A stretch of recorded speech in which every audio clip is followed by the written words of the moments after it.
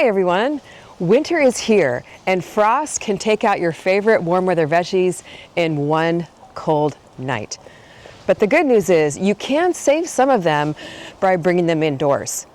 Well, you can't just drag your plant indoors and hope for the best. There are very specific steps that you need to take in order to give your plants the best chance of making it indoors over the winter time.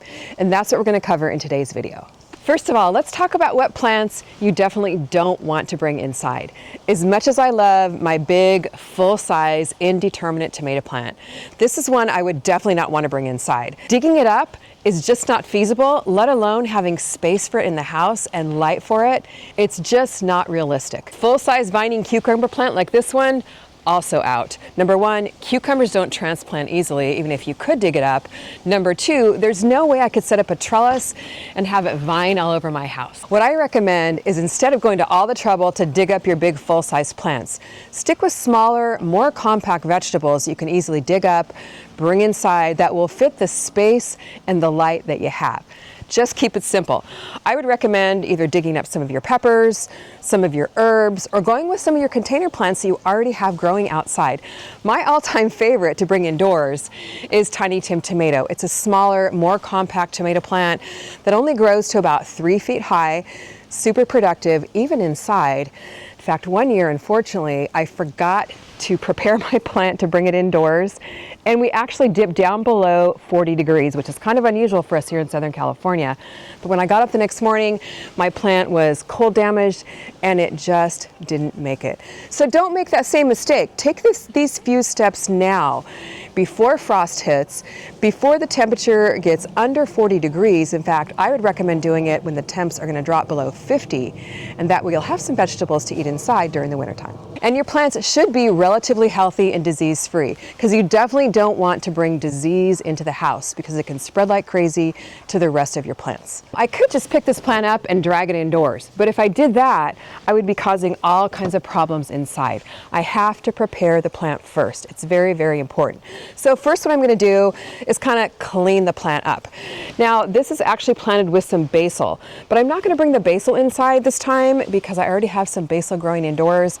So I'm actually going to cut the basil off right at the stem here, and then I'll have a nice little basil harvest over the next couple of days. And I can just stick this actually in a jar of water and roots will grow out the bottom. So it's one thing you can actually do with your basil if you don't want to dig it up and bring it inside.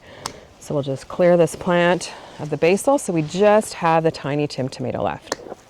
Nice basil harvest. Smells good too. Now what I'm going to do is kind of trim and clean up any yellowing or diseased leaves that might be on the plant. And this plant is actually looking pretty good. It doesn't really have too much disease. That's one reason why I chose this plant. A few little yellowing leaves, which is really not a big deal. There's actually 2 little tomato stems here, but I'm just going to leave one to bring inside. And by bringing inside a smaller plant like this, you'll actually be able to enjoy growing it rather than being overwhelmed with the size and the maintenance of the plant. Give it a quick spin, see if there's anything else. Good sign here, we've still got some tomatoes and some flowers, so a good sign of life that we'll still be able to get harvest inside. Okay, plant's cleaned up and is looking pretty good. Now the next step, and this is probably the most important step, is to inspect your plant for pests. Because you do not, I have to repeat, you do not want to bring pests inside your house. And this is the biggest problem people have when they're moving outdoor plants inside. If you bring pests into your house, there are no natural predators inside like there are outdoors. So if you've got aphids or spider mites or anything like that, they're going to quickly multiply, spread all over your house, and not only destroy your plants, but spread to your other indoor plants as well. So I am just going to give this a quick little look under the leaves, and thankfully I don't see a lot of pests on this plant. No aphids, no bugs, nothing like that. But what I can't see is the eggs and the larvae that might be hiding on the plant or in the soil. So what I'm going to do to prevent any issues inside is I'm going to actually dig this tomato plant out of the pot. You can even just completely take all the soil out, but this one is it's just a little bit easier to dig this one up. I'm going to dig way down deep into the pot, just so I'm getting most of the roots here. I'm going to pull this plant out. And tomato plants are so resilient. Their roots are super resilient. So that's why you want to make sure you do a plant that does transplant easily. And container plants really do make it simple. So these roots are actually looking really, really good. So I'm just going to set this aside for now. And I am going to reuse this pot, so I'm actually going to dump the soil. I don't want to bring the soil inside, so I'm actually going to dump this soil over in my raised bed over here, where it can benefit my blackberries over the wintertime.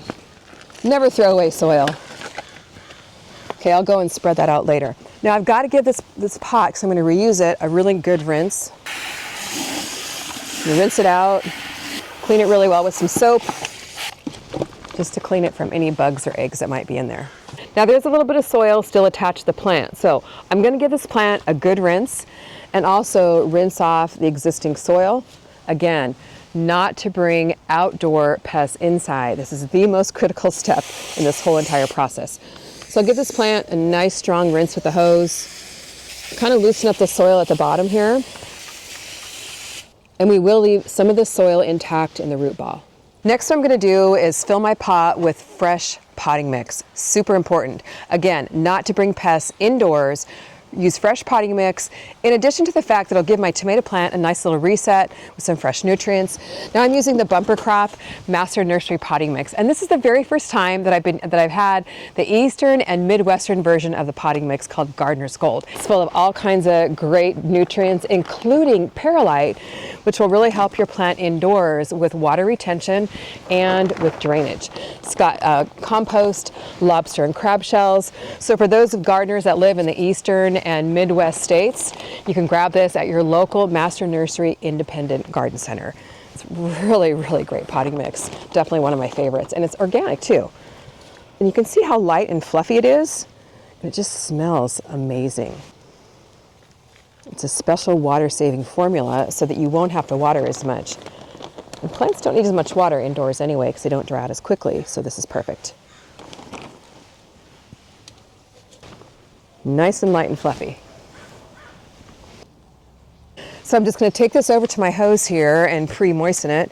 That way my little tiny tomato plant has some moisture to start things off. Just give it a little bit of water at a time and kind of mix it in. And keep on doing this until my potting mix is about the consistency of, that's right, crumbly brownie mix. Perfect. All ready for planting, but before I get my tomato plant in here, there's one last very, very important step I need to do to my plant. That is spray for pests.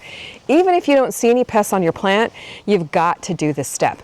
And the reason why is there might be eggs and larvae lurking in the soil or on the plant that you don't even see. And I always use Monterey's Takedown because it kills on contact. It's great for sucking insects, but it will also kill all stages of the insects, the eggs, the larvae, and the adults. So whenever I want something dead fast, Monterey Takedown is what I use. So I've just got a small little spray bottle here for the small job. Add it a little bit, shake it up, and I'm going to spray the entire plant. And I'm going to get the tops of the leaves, as well as the bottom of the leaves here, because that's usually where the eggs hide. So I'm actually just kind of going to lay my plant here and spray it thoroughly, as well as spraying the soil, because this is a lot of times where the eggs and the larvae live and you can't even see them. So you can see here I'm spraying all the roots. I'm going to go in and spray underneath. Then I'm going to go into my container here and dig a hole in the soil for my plant. And before I put my plant in, I'm even going to spray my brand new potting mix, just to be on the safe side in case there's any little eggs lurking around in here. That should do the job. Get my tomato plant. And I want to get it kind of deep down in the pot because you can plant tomato plants deeply. They'll send out roots. And we definitely want to give this plant a nice sturdy start because plants do go into transplant shock a lot of times just by transplanting, but especially when you're moving it indoors. And one last little spray here with my Takedown just to be on the safe side before I move the soil over the bottom of the plant. And I'm actually going to add a little bit more soil to the top because I want that soil to grow all around the base of the plant. So I'm just going to grab some more of my Gardener's Gold potting mix.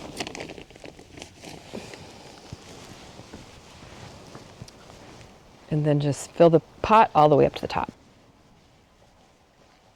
The next thing we're going to do is feed our plant before we bring it inside. Now, a lot of people skip this step and don't think they need to because they've been feeding their plant outside. But you really need to, because this is going to go through some transplant shock. Not only transplant shock, but we're moving it indoors, so it needs to be reacclimated, and this will definitely help. I'm using the Monterey Fish and Guano fertilizer. It's got a good combination of nitrogen, potassium, and phosphorus. So it'll help my plant not only grow new green leafy growth, but also fruit and flower, which is exactly what I want. So I'm just going to drench it down, give it a nice little feeding, even do a foliar drench, because plants absorb fertilizer through their leaves quicker. So it's always a good idea to do that. Give it a nice little drink there, let it soak in until it kind of runs out the bottom here. Now, the container that I have Tiny Tim in here is a 7-gallon container. You could go as low as 5 gallons if you want to for Tiny Tim, but I really wouldn't go much smaller than that. And if you don't have a Tiny Tim, it's actually in my container garden seed collection, and I have an even smaller tomato in my indoor garden seed collection that you could start from seed. And we're actually kicking off our Black Friday sale today. All of my seed collections are $7, $10, $15, and $20. So it's a really good time to stock up. Now, the next step you want to do when you're bringing plants inside, first of all, I have to put my cage back on my plant here, because Tiny Tim does need some support. You can do a stake if you want, but a small little cage makes it super easy to bring indoors and actually clip a grow light to, and that's what I was going to talk about next. You want to actually acclimate your plants slowly when you're bringing them inside, kind of the reverse that you do in spring when you're bringing your indoor plants outside. So if you can, before you do this whole process, keep your plant in the shade for a couple of days just to acclimate it to lower light conditions. If you don't have time to do that because cold weather's coming, bring it inside at night, bring it outside during the day, and then slowly acclimate it and bring it indoors till it's inside 24/7. When you get it inside, though, it's very important that you quarantine your plant. Don't just stick it on your grow light shelf with all your other plants. Set it aside away from your other plants, but still give it some light.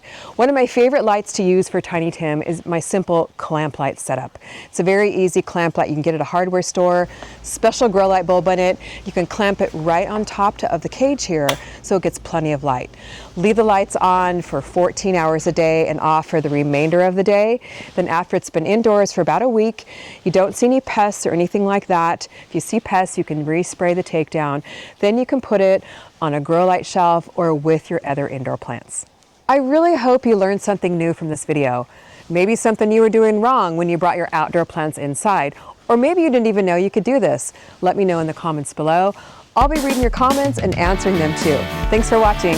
See you on the next video.